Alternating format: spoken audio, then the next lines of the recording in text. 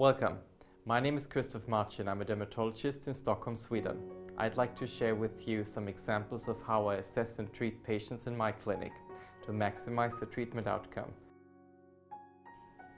Apart from pigmentary changes, we can also notice fine lines on Katrina's forehead, around the eyes and cheeks.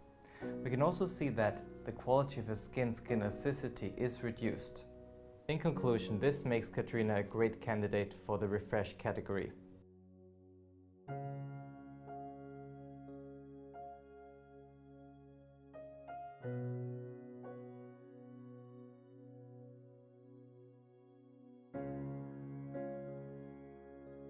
As with all injection treatments, it's of utmost importance to carefully disinfect the entire treatment area. In my clinic, I like to start to focus on specific static lines and afterwards blend the product into the rest of the skin. This way I get an emphasized result on those lines, but also improving the general look of skin. The injection is done very superficially by inserting the entire length of the needle and injecting small droplets on the way back. If you listen carefully, you can hear the audible feedback from the smart click system. Each click indicates a 10 microliter droplet injected into the skin.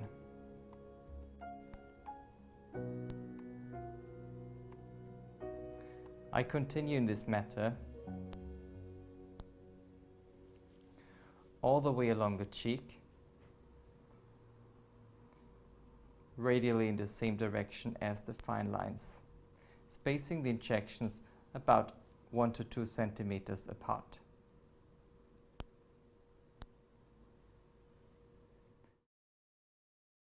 Restylane Skin Booster is intended to improve skin quality, not to be used as a facial filler. In case your patient is sensitive to pain, bruises easily, or has a social event upcoming, some practitioners might prefer the use of a microcannula.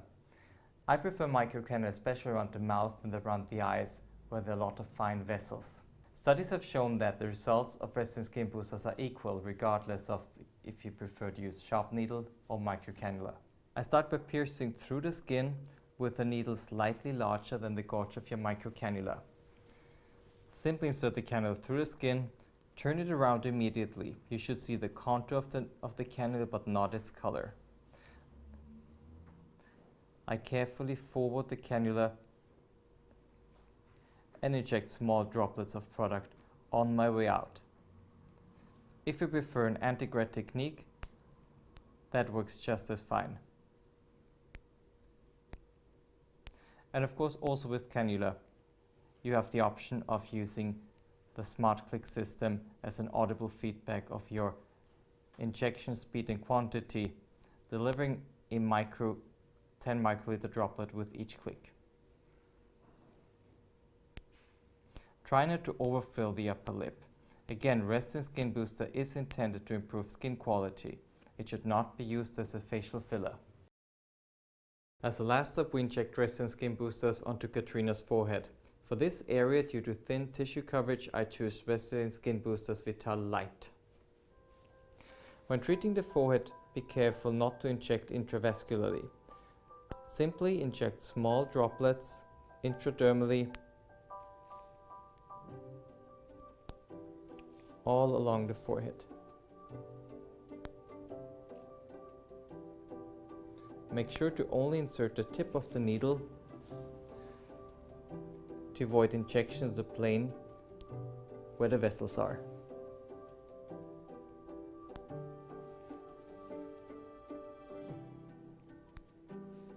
When you feel that the tip of the needle is becoming blunt, don't hesitate to change it.